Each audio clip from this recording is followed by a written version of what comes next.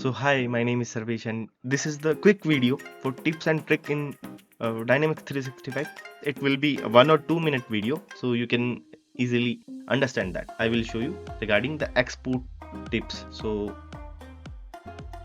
let's go to all vendors, and here you can see if I click on right click, select any line and right click, you can see export all rows. So what it will do, it will export all the rows available in this page, and I can save on Excel and I can open that Excel and see the data. So this is the first trick regarding export. So second trick is if I want to export this selected rows, I can go here and export marked rows.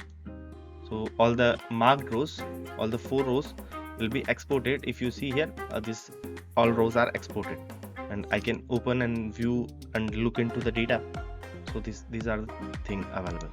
So these are the 2 of the things for exporting.